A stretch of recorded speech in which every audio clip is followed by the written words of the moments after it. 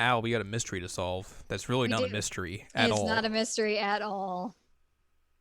But apparently it's a mystery Nobody to knows the some. answer. Yep. Yeah, that's what we're doing today on episode number 9 of Jared and Al Watch Love Live. I'm Jared the Stockhow and Ladium, Hello. and we're talking about season 1, episode number 9. It's called Wonder Zone. It's like Hey, the I know that song. song. Yeah. I almost said it in the same cadence that the song does at the beginning. Because that's how I know those words together. I mean, it makes sense. Mm-hmm. That was how I would think of it because that's the only thing I know from is that song. Mm-hmm. So yeah, we are coming all hot off the heels of the open house that they put on, and we got all 9 members of Muse together for the first time, Yep, which was a roaring success. it was. The staff behind the school are now reconsidering closing the school. Da-da-dum.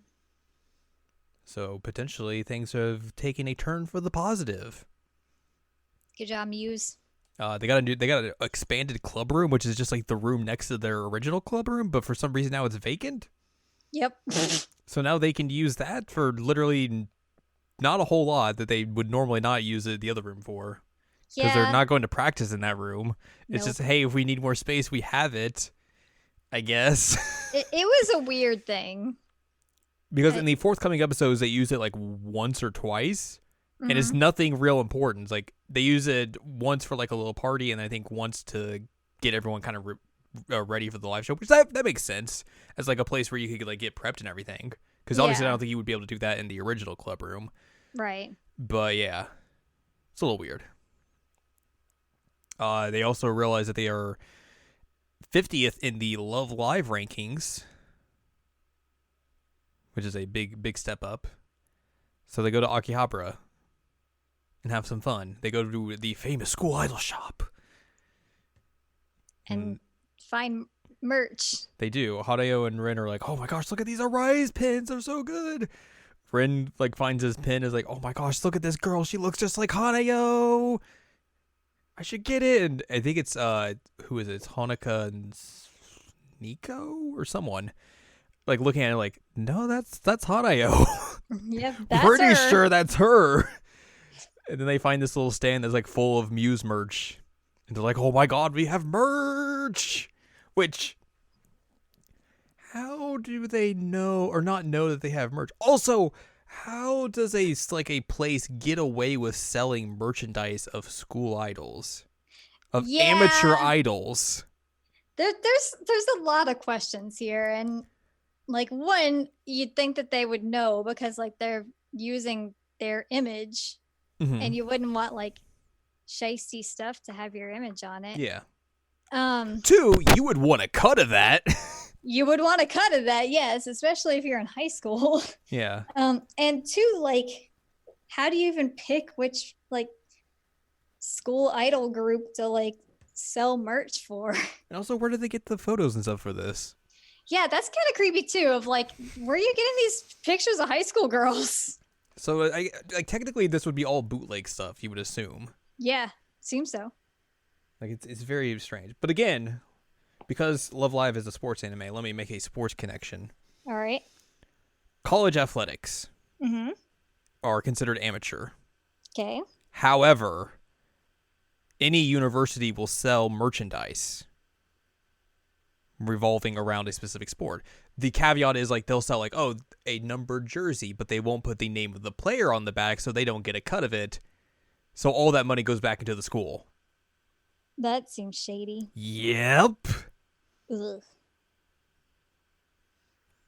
I don't like that. It's real bad.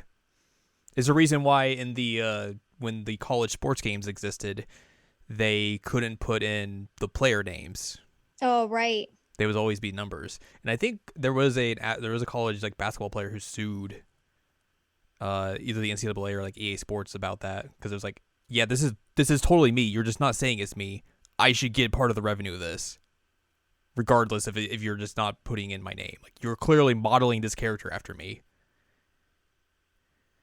So yeah, that's a whole different subject. But yeah, it's very bizarre that like they're like, oh man, we have merch, and it's like, I would be a little bit more upset if I found out, hey, this place is selling merch without my knowledge. Yeah, I would be upset. But yeah, that's the thing. They also find there's a picture of a maid in there, and they don't really notice it at first. But then Kotori shows up in a maid costume and is like, hello, you guys are selling a photo of me, and I'm pretty sure I told you not to do that. Can you please take that down? And they all look up and like, is that Kotori? Kotori? And Kotori's like, oh, oh no. In the English dub, she pulls off like a weird British accent Yes. and puts like 2 marbles up to her eyes. Oh, Jolly G, I don't know who this Kotori is. Just Goodbye. very funny to hear Christina V do a weird British accent in her Kotori voice. Yep. And then she just runs away. Yep. Goodbye. Goodbye. She is eventually found by Nozomi, who does the bad thing. And then they take her, and then they all go to her work, Kotori's work specifically, and they're like, hi, yeah, that's me. I'm this maid that's very famous here in Akiba. They're like, oh my god, you're the legendary maid! She explains her timeline of this, which seems very bizarre. Because she mentions that, like, hey, I started doing this when we began doing Muse. Which, that makes sense. You know, probably when they were, the second years were first getting started. But if we go back to the episode where Nico is basically introduced and becomes a member, she famously has a picture of Kotori dressed as the maid, and it's autographed already. So she must have gotten extremely popular very quickly in order for that to happen. And like the timing just doesn't seem to add up. It doesn't. So that was weird. Yeah, I mean, it feels like some shiesty timeline shenanigans. But either way, we learned that Kotori is the maid, which we all knew about. Yeah, like wow, very shocking. Mm-hmm. Also, she doesn't want her mom to know because reasons. Yep. Ellie comes up with the idea that they should have a performance in Akihabara because it is where the idols are made. Also, they make mention like, hey, that's Arias turf. Yeah. And like nothing comes of it. Nope. Like I think the fun thing would have been to like them have this performance and Arias show up and everyone would be like, oh crap, and Arias be like, get the out of here. It would have been way more interesting than what they did. Gang. Yeah. Arias comes in and is like, hey, get the out of here, MDK. Oh my god. And then so yeah, that happens, and then Ellie's like, Kotori, you should be the one who composes this or writes the lyrics, as you know everything about Akihabara. You work there. You see all the ins and outs of what's happening. And Kotori's like, and everyone's like, you should do it. You should do it. You should do it. You should do it. And she's like, okay. Kotori struggles with the lyrics. Yeah. She's very much like, I don't know what to write. I'm just coming up with weird things that rhyme, and none of it is good.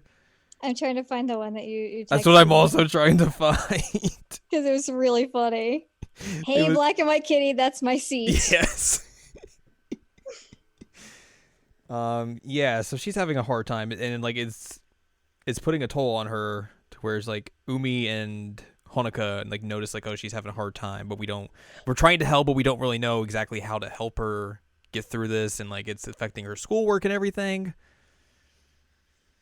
So she can't focus in class. Yeah. So they come up with the idea to go work with her in the maid cafe. Yep.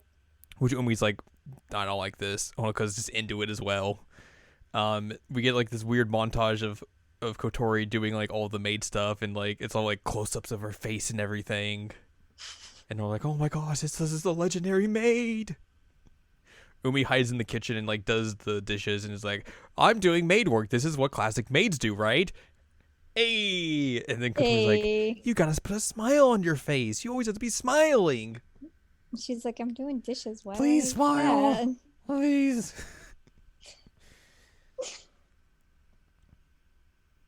So yeah, they do some maid stuff. Yep. That is somehow a way to help Kotori find lyrics that she has been looking for to help her come across or come through with her feelings of Akihabara and everything. That's it. We get a maid performance of Wonder Yes. Zone. They perform Wonder Zone in front of like they're just out in the street because like we're gonna do Yeah. a street performance and all this sort of stuff. So they canvass the area for it and everything. They wear the maid outfits because of course. Yep. And we get to hear Wonder Zone. Wonder Zone. I don't know the rest of it. Honoka goes to a shrine and then tells Kotori and Umi they'll be together forever. Yep. Wink. Wink, wink. Wink. And then we end on the cliffhanger, which isn't really a cliffhanger at this point, but will become later on. Yeah. Kotori gets a letter in the mail with her name distinctly written on it in English. Da da da. What You could know, this mean? I didn't even think about the fact that it was written in English. Yeah. I really didn't even think about it. I just thought it was like translated for us. No, because like they don't go to that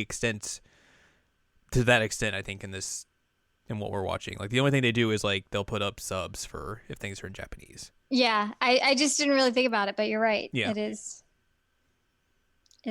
in English. Like the only way I've seen that happen before is like there is a fan version of the first season of K-On! That goes very in depth with like retranslating like specific items in like the like environments and stuff, and it's really well done. Nice. But yeah, that is something that I think is very hard to pull off. But yeah, that's how we end our episode. Mm-hmm. So next time we will be discussing season 1, episode number 10, where we go on a trip. Yeah. It's called No Senpai Allowed. 0. 0. Boo boo desuwa. No adults in this room. 0. So yeah. That'll do it for this episode. So if you'd like more from us, go to seasonlanguagecheckup.com or sac.cool. That's where you can find past episodes of this podcast and other podcasts like Season Language Checkup and Season Language Checkup OVA. You can also find columns reviews on the site as well. If you'd like more from Anladium, go to anladium.com. She's got columns and reviews. You can follow us Just on one Twitter. review. Yep.